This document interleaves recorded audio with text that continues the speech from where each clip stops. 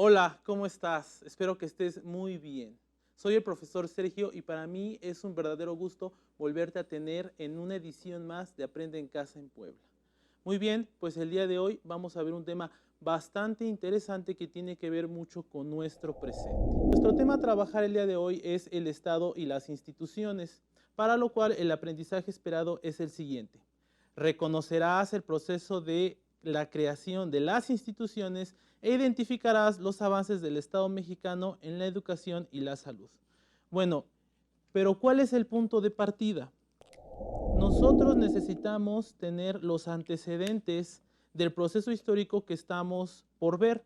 Y para ello te recuerdo que como principal antecedente tenemos la Revolución Mexicana, la cual se suscita para 1910 y tiene una duración aproximada de 10 años. ¿Te imaginas? 10 años de una lucha armada que tuvo sus efectos en el país y que, como tú ya has estado estudiando, pues cobró varias vidas y pues surgía al término de esta lucha armada una reestructuración para volver a una normalidad y a impulsar, entre otros ámbitos, la economía y pacificar el territorio nacional. Surgió políticamente el caudillismo. El caudillismo, te explico, es cuando los caudillos, o sea, líderes regionales emanados de la revolución, luchaban por un poder. La revolución, que después del levantamiento de Madero se desvirtuó, perdió como tal el objetivo de origen, que fue quitar a Díaz del poder. Después de que Madero llega a la presidencia, las facciones revolucionarias lideradas por sus caudillos lucharon incesantemente para obtener la silla presidencial. Entonces, entre esa lucha triunfó, como ya lo has estudiado, la facción revolucionaria constitucionalista encabezada por Venustiano Carranza, el cual promovió, entre otras muchas cosas, la Constitución de 1917. Bueno, el caudillismo surgió como una forma para obtener el poder a toda costa. Y la silla presidencial, que estaba vacante en aquel proceso histórico y que se llegaba a ella, cada caudillo ya lo sabía, por medio de una contienda armada, pues producía mucho caos en el país. La pregunta esencial aquí era, ¿cómo iba a hacerle la facción revolucionaria triunfadora, que fue la constitucionalista, que fue la facción revolucionaria que promovió la Constitución de 1917, cómo iba a lograr pacificar el país? Bueno, tuvieron que tomar varias acciones, entre otras, conformar a ciertos los líderes revolucionarios como los caudillos que luchaban como tal por el poder, y otras fue como tal asesinando a estos caudillos. Tal fue el ejemplo de Álvaro Obregón, que mandó a asesinar a Francisco Villa por el temor de que éste se le uniera a Adolfo de la Huerta en su rebelión para quitarlo del poder. Nos ubicamos en el año de 1924. Álvaro Obregón ha concluido su periodo de gobierno. En ese sentido, nos ubicamos en ese contexto histórico. Los presidentes tenían como periodo de gobierno 4 años. Es electo presidente su sucesor, Plutarco Elías Calles. Plutarco Elías Calles, al igual que Obregón, siguió la misma línea. Respetar algunos artículos de la Constitución, como el del reparto agrario, para que la población que luchó por la revolución se le hiciera justicia y tuvieran por fin tuvieran una tierra por la cual pudieran vivir y trabajarla. Sin embargo, con esto no se quitó el problema de los grandes latifundistas. Con esto quiero decir aquellas personas que tenían muchísimos territorios y las seguían conservando aún después de la revolución. También fomentaron la educación por medio de las misiones culturales. Álvaro Obregón lo hizo por medio de su secretario de Educación Pública, que fue José Vasconcelos, y también con la fundación de la Secretaría de Educación Pública. Entonces se dieron pasos muy importantes. Sin embargo, los problemas y los retos en aquel entonces seguían siendo muy latentes y evidentes. Plutarco Elías Calles se le reconoce en su gobierno de 1924 a 1928 porque se vivió una prosperidad económica, de tal manera que esto mantuvo un poco de paz en el territorio una vez de la lucha revolucionaria. En esta época posrevolucionaria, pues la paz duró poco debido a que hubo un grupo un porcentaje de la población muy importante que se rebeló en contra del gobierno porque éste había tomado medidas en contra de la fe católica. A esta rebelión de católicos en contra del gobierno se le conoce como Guerra Cristera o Cristiada, la cual se suscitó bajo el gobierno de Plutarco Elías Calles. Cuando concluye el periodo de gobierno de Plutarco Elías Calles, ya llegada la sucesión presidencial, Álvaro Obregón tiene intenciones de volver a ser presidente de la República por segunda ocasión. Esto quiere decir reelegirse. Y la pregunta obligada sería, ¿para qué tanta lucha armada, para qué tanta guerra, producto de la Revolución Mexicana, ¿sí?, si no se erradicó la reelección en los presidentes, si terminaron en lo mismo?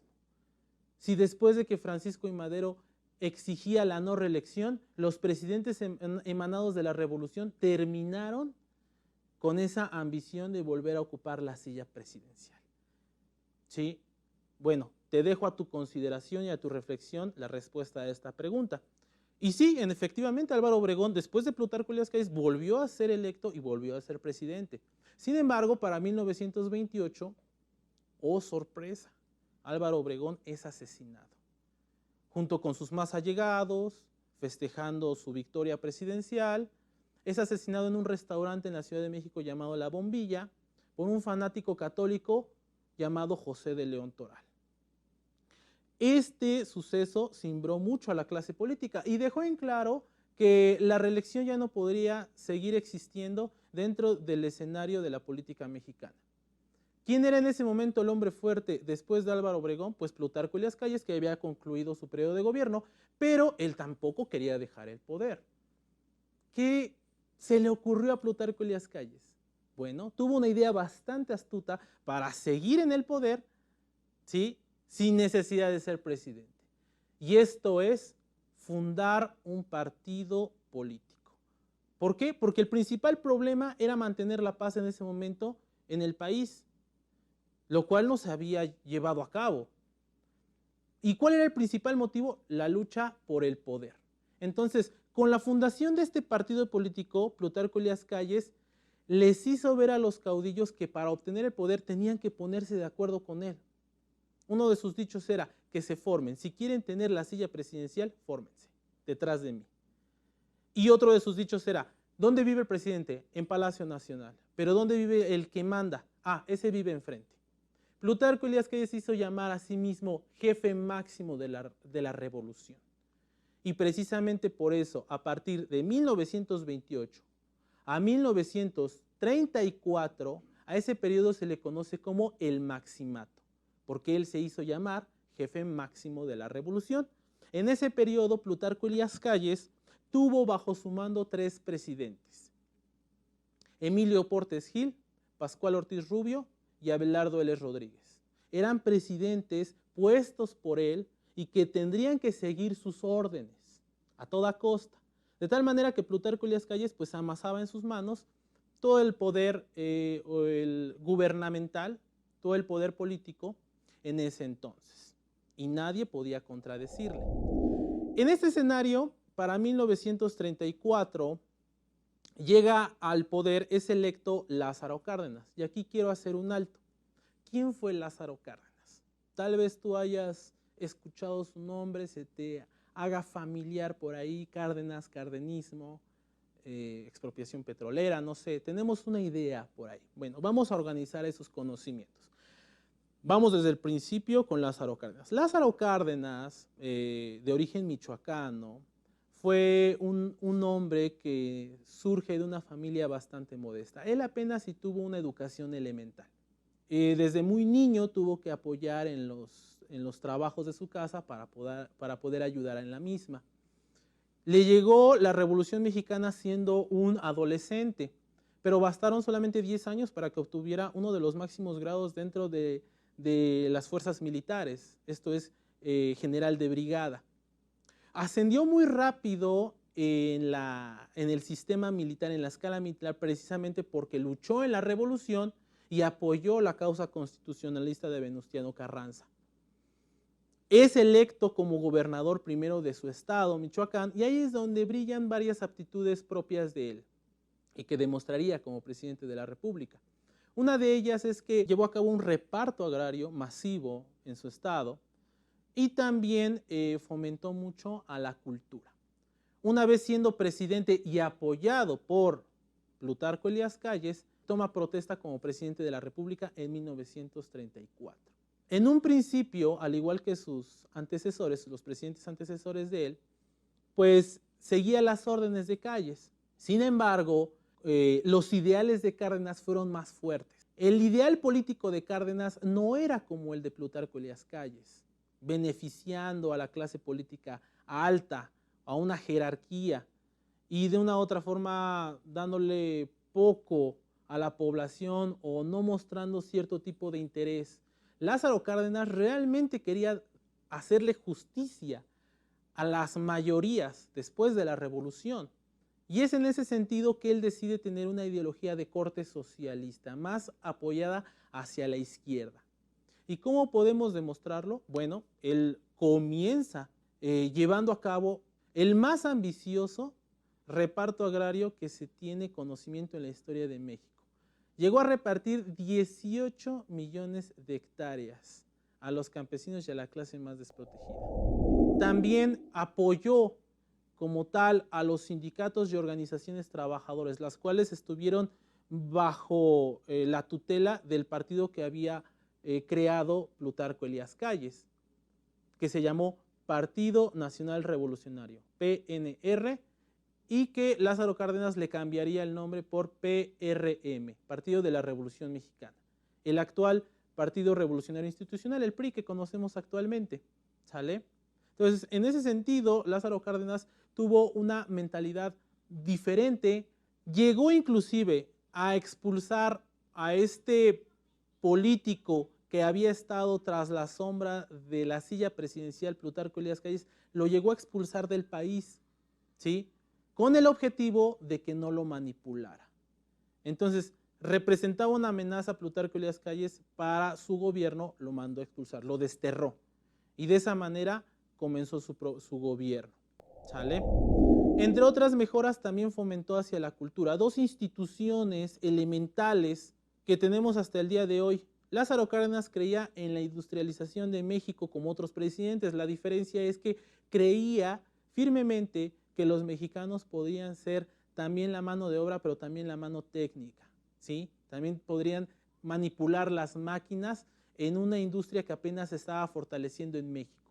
Con la creación del Instituto Politécnico Nacional, este Instituto de Educación Superior hizo que muchos mexicanos egresaran y sirvieran a la nación en las industrias que ya se estaban creando en aquella época. Otra institución bastante elemental relacionada con la conciencia histórica es la fundación del Instituto Nacional para la Antropología e Historia, el INAH, que sería imposible imaginar la población mexicana si no supiéramos de dónde provenimos, de nuestro pasado. Entonces, por eso es elemental la fundación de esta institución. Dos instituciones bastante importantes. Muy bien, antes de continuar, te voy a invitar ahora a que veas el siguiente video para que veas más logros en materia de educación e instituciones de salud. Chécalo. Por otra parte, la población del país comenzó a crecer con aceleración después de los años de la lucha armada. La paz y los diversos programas sociales instituidos por los gobiernos posrevolucionarios llevaron a un incremento en la tasa de natalidad y a una disminución en la mortalidad. México comenzó tarde su proceso de industrialización, pero este despuntó a partir de la década de 1940, debido a que durante la Segunda Guerra Mundial disminuyeron las importaciones de productos de los países involucrados en la guerra por lo que México tuvo que impulsar su propia industria para satisfacer el mercado interno. El impulso a la industria favoreció el crecimiento económico y permitió que nuestro país pasara de una economía exportadora de materias primas a una economía de sustitución de importaciones. El apoyo a la industria nacional fomentó el crecimiento de las ciudades, principalmente México, Guadalajara, Monterrey y Puebla, y facilitó el tránsito a la modernidad. Se hicieron grandes inversiones gubernamentales en obras de infraestructura como carreteras, ferrocarriles, puertos, presas, electricidad y petróleo.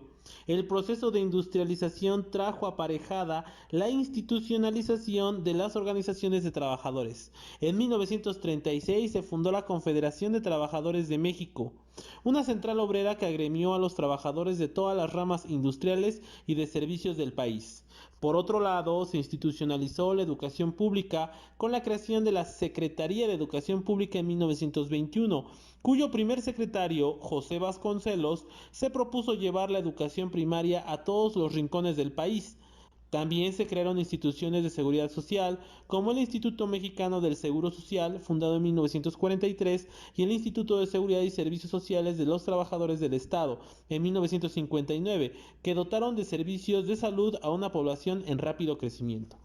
La Revolución Mexicana tuvo, desde sus orígenes, un carácter nacionalista que imprimió el sello de identidad nacional a todos los mexicanos.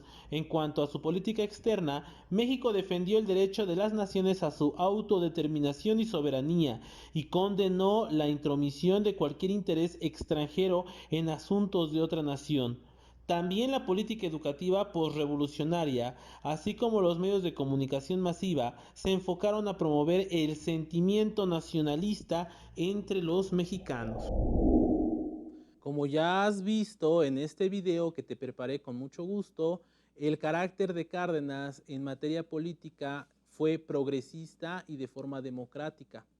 Cabe destacar que entre sus acciones, pues fue la del reparto agrario, que como te dije fue la mayor, el doble de repartición de tierras entre los más desfavorecidos que sus predecesores que habían ocupado la silla presidencial. También Lázaro Cárdenas se preocupó por el hecho de que los campesinos tuvieran a su disposición créditos para el campo, y también instituciones educativas como escuelas rurales y hospitales. Para eso fundó el Banco Ejidal, que fue muy importante para el impulso y la erradicación de la pobreza en ese entonces. También brilla en el sexenio, en el plan sexenal de Lázaro Cárdenas, la expropiación petrolera.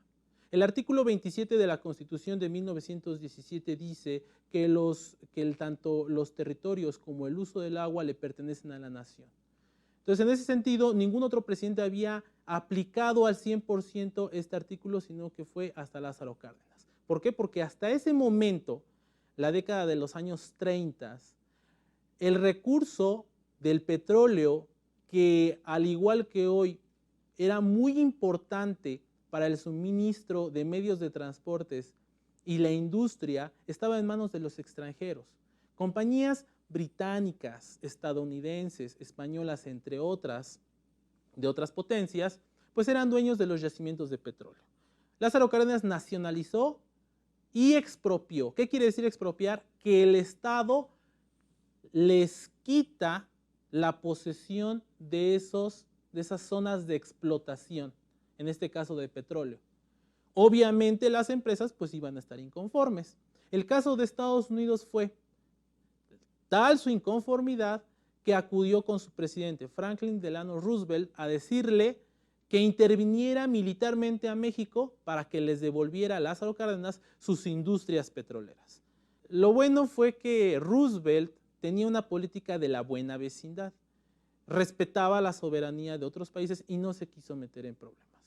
Con esto, Lázaro Cárdenas funda una de las más grandes paraestatales con presencia en todo México, la única que puede tener el derecho de explotar los yacimientos de petróleo. Petróleos Mexicanos, perteneciente al Estado, pues es la única que puede explotarlo, suministrarlo y administrar. Como hemos estado platicando, el sexenio de Lázaro Cárdenas, dicho sea de paso, fue el primer presidente que extendió su periodo de gobierno de 4 a 6 años. De ahí para adelante, todos los presidentes de la República que han ocupado el cargo han durado 6 años. Pues fue muy importante. Después de la Revolución podríamos decir que fue el acontecimiento o el periodo histórico más importante de la historia moderna en México, porque con él se consolidó el nuevo Estado mexicano. Ahora te voy a pedir que respondas las siguientes preguntas. Número 1. ¿Cómo se logró la estabilidad política y superar los conflictos entre las facciones revolucionarias? 2. ¿Cuáles fueron los avances en educación y salud del Estado mexicano durante la primera mitad del siglo XX? Te voy a pedir que para que respondas estas preguntas acudas con tus familiares, ¿sale? Papá, mamá, tal vez tengas todavía algún familiar que haya nacido en ese periodo histórico. Es de vital importancia que los involucres. Una vez que ya hayas terminado, quiero decirte que con esto has concluido el estudio de la primera mitad del siglo XX. Te voy a invitar a que veas una capsulita que he preparado para ti. Es una información adicional para que observes lo bueno, lo malo y lo feo de este proceso histórico que le llamamos post-revolución. Corre, video.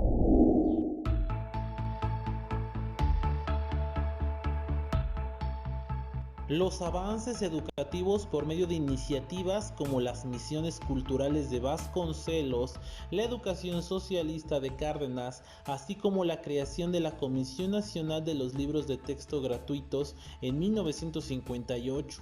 También la creación de instituciones de seguridad social como el IMSS y el ISSSTE.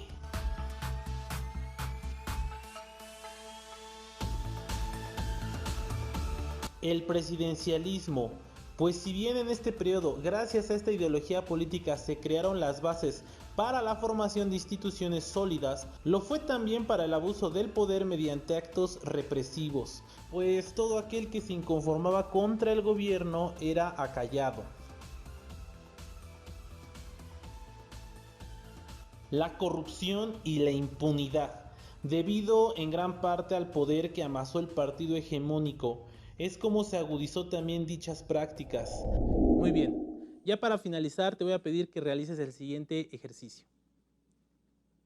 Vas a escribir los ámbitos, tanto político, económico, social y cultural, que más hayan llamado la atención, los cuales estuvimos hablando durante esta charla. Espero que cuando concluyas los compartas con tus familiares para retroalimentar y reforzar tu aprendizaje. Bueno, con esto hemos llegado al final de este tema. Espero que te haya gustado. Se despide de ti el profe Sergio. Puedes buscarme como profe Sergio 19. Hasta la próxima. Síguete cuidando. Nos vemos pronto.